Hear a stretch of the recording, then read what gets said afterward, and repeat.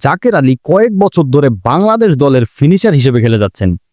অন্তত কিছু ম্যাচের পর তার পারফরম্যান্স ও পরিসংখ্যান দেখে কথাটা বিশ্বাস করাই যায়, কিন্তু এই বিশ্বাসটা বড় মঞ্চে যে আসলেই শুভঙ্করের ফাঁকি সেটাও বেরিয়ে এলো এবারের এশিয়া কাপে। গতকাল পাকিস্তানের বিপক্ষে অলিখিত সেমিফাইনালের কথাই ধরুন। জাকের আলী মাঠে নামার সময় 50 বলে 73 রান দরকার ছিল বাংলাদেশের। অন্য প্রান্তে তার সঙ্গী ছিলেন শামীম হোসেন। এখান থেকে অতীতেও ম্যাচ জিতিয়েছেন জাকের, কিন্তু কাল টিকলেন 9 বল, করলেন 5 রান। ক্রিকেট এমন হতেই পারে, কথাটা যেমন সঠিক তেমনি এটাও সত্য।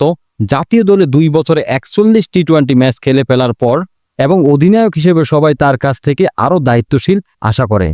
তখন প্রতিটি ডট বলই ছিল খুব গুরুত্বপূর্ণ। জাকের তার 9 বলের ইনিংস ডট দেন 5টি।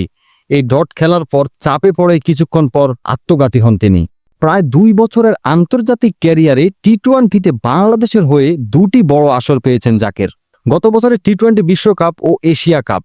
জাকেরের টি-20 ক্যারিয়ারে এবং এই 2টি আসরে তার পরিসংখ্যানের পাশাপাশি রাখলে বিস্মিত হতে পারেন অনেকেই।